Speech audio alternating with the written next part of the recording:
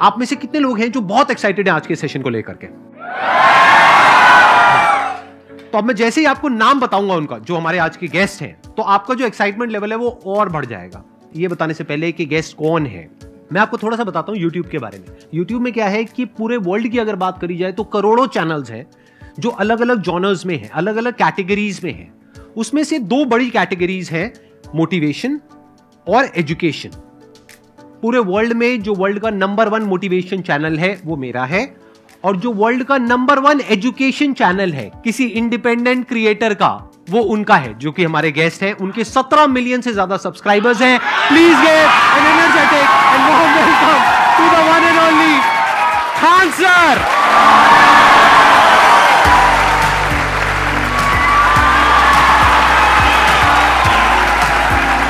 क्या हाल चाल जी, कैसे हैं आप?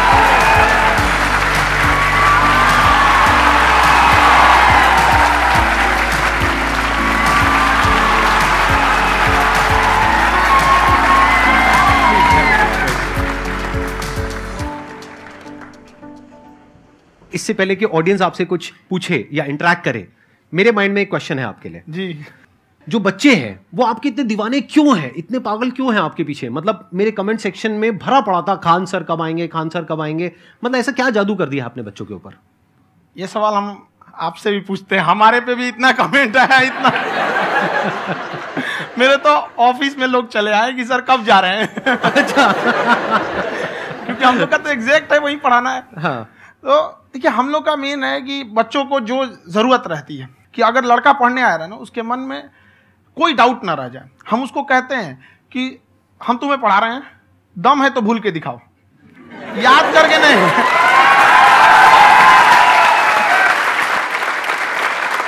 प्लस आप जिस प्राइस पॉइंट पे पढ़ा रहे हैं, आई थिंक वो सबसे कम है, वो बहुत ही कम है। सर ये जो फीस का कल्चर है, ये हमारा इंडियन कल्चर नहीं है। हमारा इंडियन कल्चर गुरु दक्षिणा है, उस हिसाब से वो सही है। ऑक्सीजन जैसे जिंदगी के लिए जरूरी है, वैसे एजुकेशन जरूरी है। कोई ये नहीं कह सकता है कि पैसे की वजह से वो खान सर के यहां से लौट गया। क्या बात है।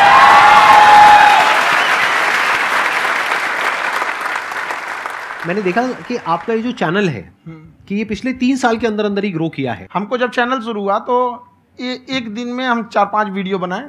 एक हमको कुछ आता, आज भी नहीं आता इतना, तो हम देख के कैमरा उमरा तो हम कंफ्यूज हो गए, बाप रे।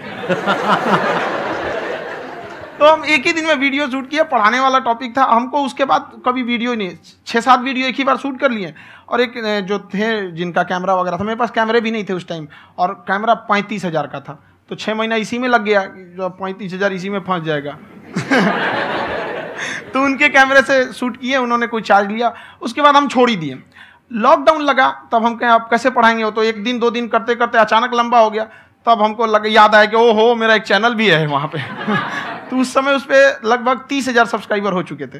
तो जैसे लॉकडाउन लगा तो उस पर पढ़ाना चालू किया, और पता नहीं क्या लोगों को पढ़ाई में इतना इंटरेस्ट आ गया कि आपका स्टाइल ऐसा है थोड़ा सा, आप आई थिंक पढ़ाई के साथ साथ में जो बीच बीच में आप थोड़ा बहुत छोड़ते रहते हैं ना, मतलब जो एंटरटेनमेंट चलता रहता है। ये बात हम देखिए, जब हम गुलाम थे ना, तो अंग्रेजों ने एक चाल चला था कि भारत को हम फिजिकली गुलाम रखेंगे 100-200 साल, मेंटली 1000 साल कर देंगे। उन्होंने पढ़ाई का मॉडल चेंज कर दिया। उन्होंने ऐसा डिजाइन किया कि ये टीचर की रिस्पॉन्सिबिलिटी है, वो पढ़ा के चला जाए। टीचर की रिस्पॉन्सिबिलिटी यहाँ खत्म नहीं हो जाती है। पढ़ाना तो कोई भी पढ़ा सकता है, टीचर की इससे बड़ी रिस्पॉन्सिबिलिटी होती है उसे समझाना। वो समझा कि नहीं समझा। अगर लड़का आपके समझाने के बाद डाउट रह गया तो ये आपकी गलती है। लड़का हमसे पूछता है सर इतनी भीड़ है आपके पास, तो कहे सर डाउट कैसे पूछेंगे? हम कह रहे यार तुम्हारा डाउट बचेगा तब ना पूछेगा तुम डाउट यहाँ पे।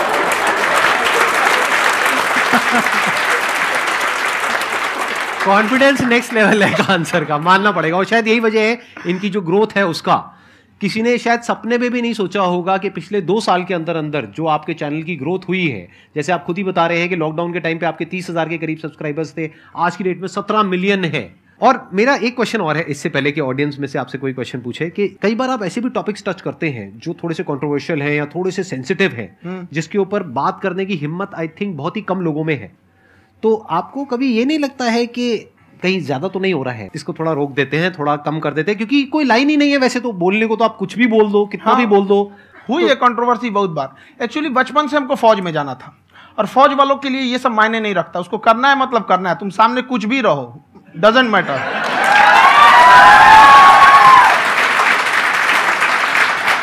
और मैंने YouTube पे देखा कुछ वीडियोस में कि आपका जो इंस्टीट्यूट है वहां पर आज से कुछ साल पहले कुछ बम गिरे थे। हाँ, कुछ गिरे थे, कुछ तो बहुत सॉलिड जगह गिरा था, फटा नहीं वो।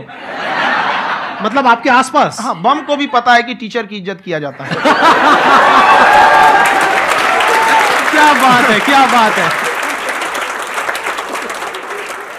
मैं समझ पा रहा हूं कि ये आपके अंदर जो एटीट्यूड है ये कहां से आ रहा है, क्योंकि आप बचपन से ही फौज में जाना चाहते थे, तो आप जंग के मैदान में ही खड़े हैं एक तरीके से। बस फर्क ये है कि आपके हाथ में कलम है, हथियार ना हो करके। हथियार से एक आदमी की जान जा सकती है, हाँ। कलम से बहुत ताकत होता है। शिक्षा एक ऐसा हथियार है ना, हर कुरीतियों से लड़ सकता है, हर तरह की समस्याओं से। और ये एक ऐसा हथियार है, मेटल डिटेक्टर में भी नहीं पकड़ाता है।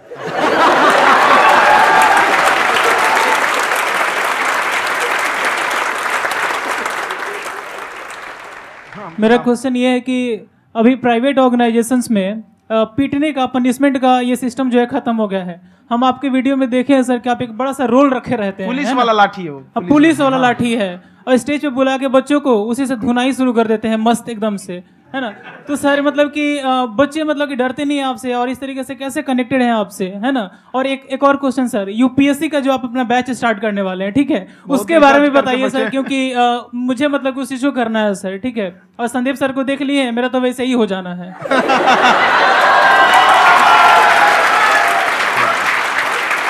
क्या हो जाना है? मेरा पूरा कंप्लीट करो। I'll be an IAS officer next year because I have seen you, sir. My day is like complete, sir. All the best. Thank you so much, sir. Thank you. पूरा बोला करो। Thank you. देखिए, लड़कों को जहां तक पीटने की बात है, जब पढ़ाने की बात आएगी तो उसको हम पूरे बेहतरीन ढंग से पढ़ाएंगे। लेकिन जब सजा देने की बात आएगी ना, तो वो भी बेहतरीन ढंग से होगा। ऐसा थोड़ी होगा कि बस एक ही चीज बेहतरीन ढंग से होगा। और डर का होना बहुत जरूरी है। ये डर भी अपने आप में एक मोटिवेशन है, क्योंकि जब आपके अंदर एक थोड़ा सा डर रहे ना, तो डर के भागिए मत। एक ऐसा डर जिसको आप लगे कि नहीं नहीं थोड़ा सा और करने की जरूरत है, फिर तो ये हम इसको क्रॉस कर जाएंगे आप। तो लड़कों के अंदर ये डर बनाना भी जरूरी रहता है।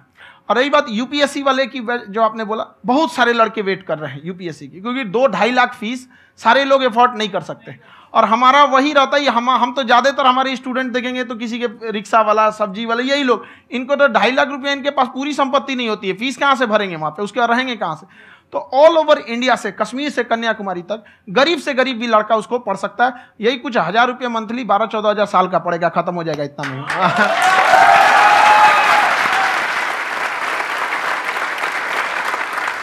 ये जो डंडे वाली बात इन्होंने कही, ये सच है? मतलब आप सच में एक डंडा रखते हो? पुलिस का ही है वो। और मारते हो? हाँ, कि मतलब अगर कोई लड़की छेड़ता है या ऐसा कोई भी उल्टा पुल्टा काम पढ़ाई करता लिखाई है, कुछ भी गलती करेंगे तो पिटाएंगे वो। यहाँ पे कैमरे पे ऑन कैमरा जैसा भी रहे, कुछ भी पिटाना तो उनको फिक्स है। एक तो कोई मतलब विधायक जी थे, उनके लड़का को पीट दिए, तो चला दल बल लेके अपना वहां पे। उसने घर पे नहीं बताया था कि सर ने पीटा है, बस बोल दिया कोचिंग में पीटा है। बाद में पता चला हम पीटे हैं, तो उसके पिताजी मेरे सामने और पीटे।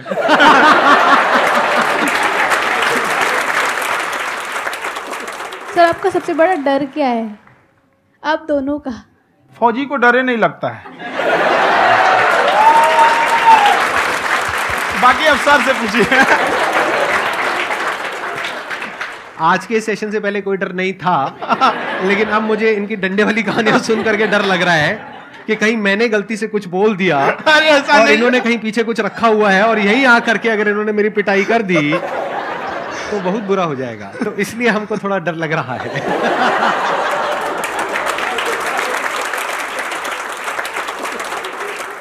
आपकी डेली कितने घंटे क्लासेस होती हैं? 6-7 घंटे। अभी भी खुद ही करते हो आप? हाँ, हमारे स्टाफ परेशान रहते हैं।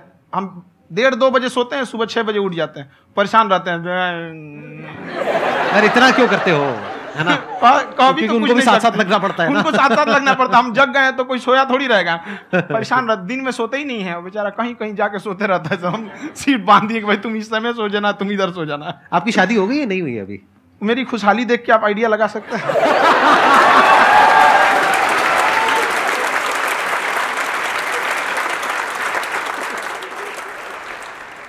First of all I would like to say sir thank you so much to you and to your team कि आपने मुझे यहाँ आने का मौका दिया।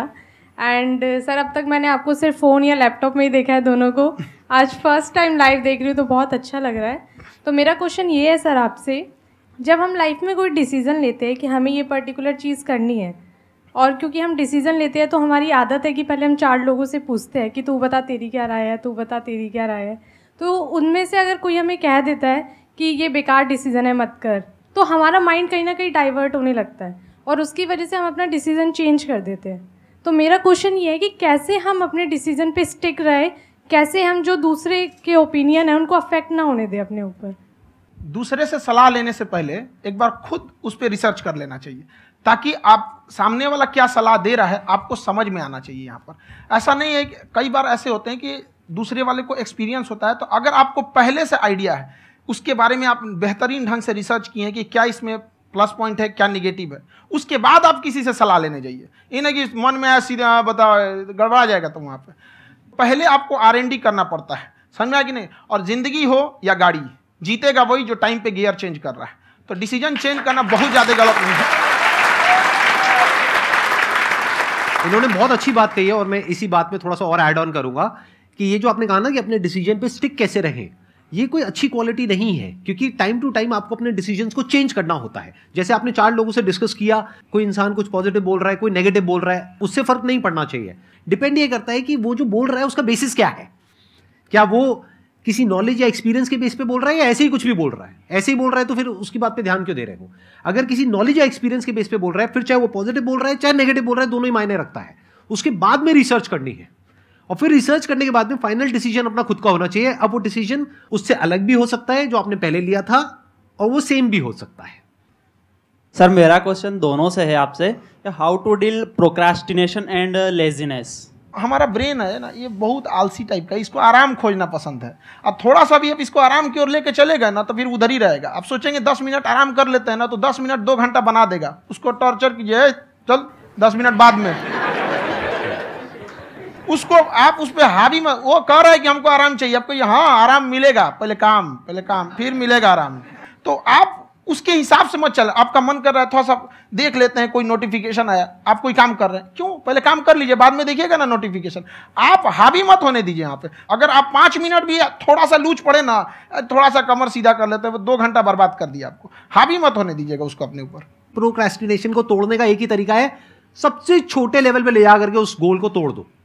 यानी वो गोल बहुत बड़ा है, उसको ब्रेक डाउन करो, उसके सबसे पहले स्टेप पे आ जाओ कि उसको अचीव करने का सबसे पहला स्टेप क्या है। जैसे गाड़ी चलाना सीखना है, उसका सबसे पहला स्टेप क्या है। अगर घर में कोई नहीं है सिखाने वाला या सिखाने वाली, तो बाहर जा करके जो गाड़ी का ड्राइविंग स्कूल है उधर जा करके पैसे दे दो। अब फंस गए ना तो फंसा दो अपने आप को। दिमाग ये लगाओ कि अपने आप को कैसे फंसाया जाए। जब हम फंस जाते हैं ना तो फिर हमको वो काम करना ही पड़ता है। Then there is no looking back. जब तक आप सोच रहे हो तब तक सोच रहे हो, उसको बोलते हैं पैरालिसिस ऑफ एनालिसिस, कि आप सोचते चले जा रहे हो अपने माइंड में, मैं ये करूंगा वो करूंगा वो करूंगा वो करूंगा, और प्रोक्रेस्टिनेट हो रहा है, वो चीज टलती चली जा रही है। तो उसको छोटे से छोटे लेवल पे ब्रेक डाउन करके उसको कर दो, दैट इज नंबर 1। और जैसे ही करना शुरू करते हो, कोशिश करो कि उसको जब तक कि आप सही से नहीं कर लेते हो उसको छोड़ना नहीं है, तो आपकी लेजीनेस भी खत्म हो जाएगी। कई लोगों को तो हमने देखा जो सप्ताह में कुछ भी नहीं करता, वो भी संडे को आराम कर रहा है।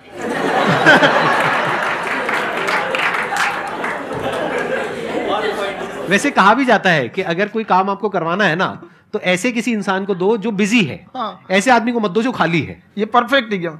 किसी को भी आप देखिएगा जिसको आप कहते हैं कि मतलब थोड़ा ठीक ठाक आप समझते हैं कि नहीं ये बहुत आगे निकल, वो एक काम को खत्म करने के बाद कभी आराम नहीं करेगा। एक काम खत्म हुआ उसको लगेगा हाँ एक खत्म हो गया, अब दूसरा करना चाहिए। और वही जिसको देखिएगा एक खत्म हो गया और आराम करना चाहिए, कभी नहीं, लाइफ में आखिरी सांस तक। सर यहाँ पे सब हिंदी में पूछते हैं, इंग्लिश में पूछते हैं, मैं भोजपुरी में पूछूं? जौन भाषा ठीक लगे तोने में पूछ दो। हाँ सर। सर ये पूछे के चाहते नहीं कि जैसे हमने के पढ़ाई करे नहीं सर, तो कभी कभी डेली टारगेट्स जो होला वो कंप्लीट ना होला। अगर टारगेट्स कंप्लीट भी होला तो फिर ऐसा इरिटेशन या फिर वो एंजाइटी या फिर कि और करना है या फिर अभी नहीं हुआ, वो चीज़ हमेशा रहेला। तो वो कम कैसे करल जाए? देखिए टारगेट्स को ना हम लोग को एक अपने हिसाब से पहले फिट करना चाहिए। ऐसा नहीं कि दूसरे किसी इंसान को देख के हम टारगेट फिट कर ले। कोई लड़का 8 घंटा पढ़ रहा है, कोई पहली बार अभी पढ़ना ही चालू किया, उसको देख के 8 घंटा पढ़ेगा तो पढ़ाई छोड़ देगा। तो आप अपनी क्षमता के हिसाब से देखिए कि आप कितना पढ़ सकते हैं। अगर आपने एक घंटे को बना लिए कि हम 1 घंटा पढ़ सकते हैं, अगले 1 हफ्ते तक उसको सस्टेन रखिए। जिम में कैसे करते हैं लोग, पहले दिन उठा लीजिएगा 1 कुंटल तो हार्ट अटैक हो जाएगा। तो वो धीरे धीरे टारगेट सेट कीजिए और अपनी क्षमता को भी देखिए। हर इंसान की क्षमता अलग है। कंगारू को देख के हाथी छलांग मारेगा, पैर तोड़ के बैठ जाएगा।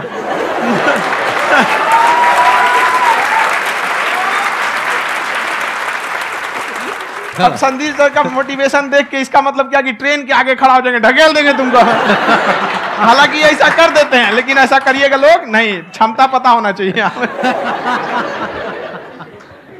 आपके अंदर एंजाइटी हो रही है कि मैंने कर तो लिया है, आप ये नहीं कह रहे कि मैंने कुछ भी नहीं किया है फिर मेरे को एंजाइटी हो रही है, आप ये कह रहे हो मैंने काफी कुछ कर लिया है फिर भी एंजाइटी हो रही है कि कहीं कुछ छूट तो नहीं गया है। तो बेसिकली आपको ये देखना है कि अगर आपके अंदर ये एंजाइटी हो रही है, that means you are a very good student, आप एक अच्छे स्टूडेंट हो। क्यों? क्योंकि बहुत सारे स्टूडेंट्स तो ऐसे हैं उनको पढ़ने के नाम से एंजाइटी होती है। तो आपको एंजाइटी हो रही है कि मैंने पढ़ लिया, दिन में मानो 8 घंटे का आपने टारगेट सेट किया और 6 घंटे पढ़ लिया, या मान लो 8 घंटे भी पढ़ लिया, फिर भी एंजाइटी हो रही है कि मैंने 10 घंटे नहीं पढ़ा। तो ये तो अच्छी क्वालिटी है ना, ये तो एक ब्रिलियंट स्टूडेंट की क्वालिटी है, क्योंकि एंजाइटी उसी को होती है जो केयर करता है, जिसको परवाह है, उसी की तो एंजाइटी होती है। जैसे माँ को अपने बच्चे की, जैसे एक माँ को अपने बच्चे को लेकर के एंजाइटी होती है। हंस लो मजाक उड़ा लो मेरा।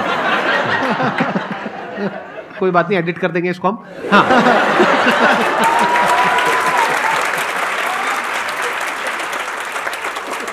जैसे एक माँ है, उसको अपने बच्चे को लेकर के एंजाइटी होती है, थोड़ी सी भी तबीयत खराब हो जाए उसको एंजाइटी होती है, चाहे बच्चा ठीक भी है, डॉक्टर को नहीं होती है। क्यों? क्योंकि माँ को उस बच्चे से प्यार है। तो दैट मीन्स कि आप अपनी पढ़ाई को लेकर के सीरियस हो, इस वजह से आपके अंदर एंजाइटी हो रही है, विच इज नॉर्मल। जहां पर प्यार मोहब्बत होती है वहां पर थोड़ी बहुत एंजाइटी तो होती ही है ना। समझ रहे हो ना मैं क्या कहना चाह रहा हूं? आप लोग समझ रहे हो ना मैं कहां जा रहा हूं? जब वो किसी और से बात करती है तो एंजाइटी होती है ना।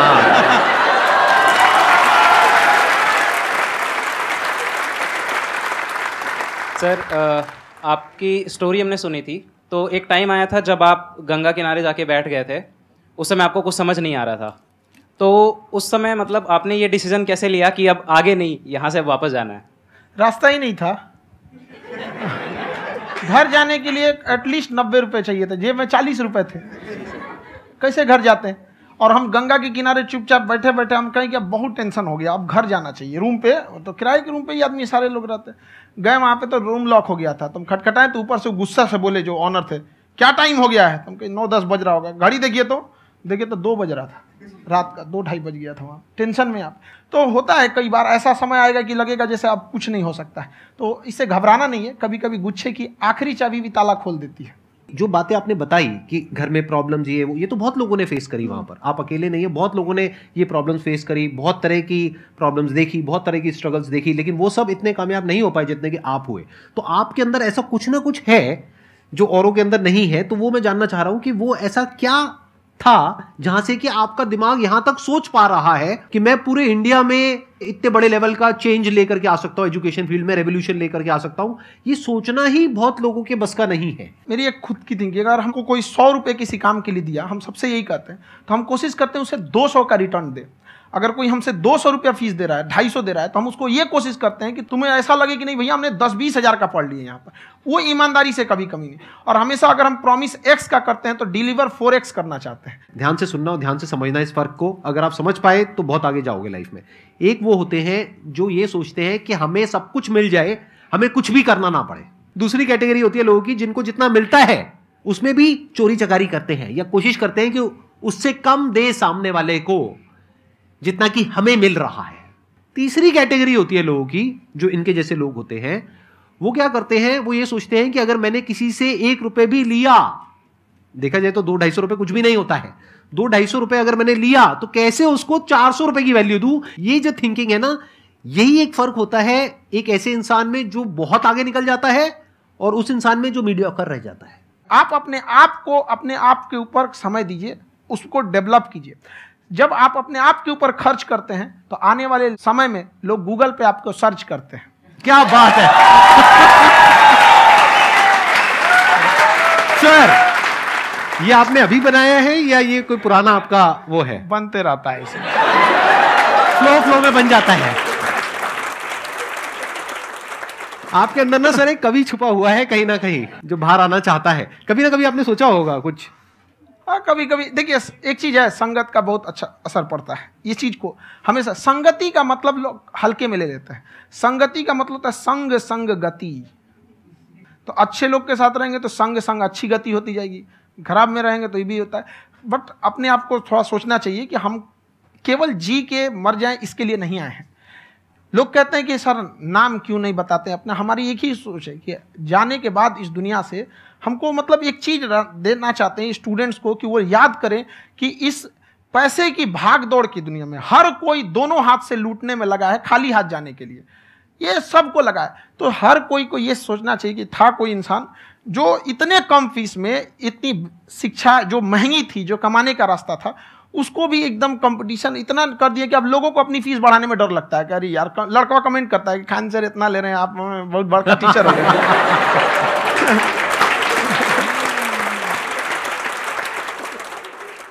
खान सर की एक क्लिप है, ये समय और समझदारी में बहुत फ़र्क होता है। अगर समय रहते समझदारी आ गई तो इंसान कामयाब हो गया, लेकिन अगर समय चला गया फिर समझदारी आई फिर तो बेकार है। तो सर मतलब कुछ आपको ऐसी चीज़ लाना चाहिए जो मतलब बच्चों जो तैयार हो रहे हैं उनको ये चीज़ें मतलब एंड टाइम पे दिखे। समझ रहे हैं आप मेरी बात? नहीं समझ?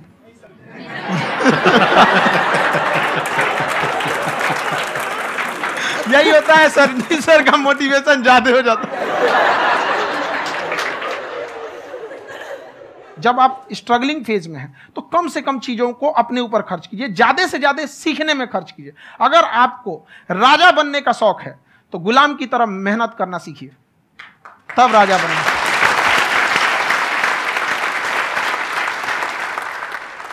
ये दुख, ये दर्द, ये सब तेरे अंदर है।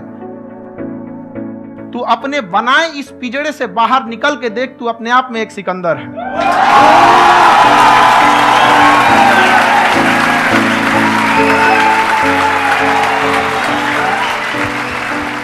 Thank you so much sir for coming. बहुत मजा आया मेरे को आपके साथ में इंटरेक्ट करके। आई एम श्योर आप लोगों को भी बहुत मजा आया होगा।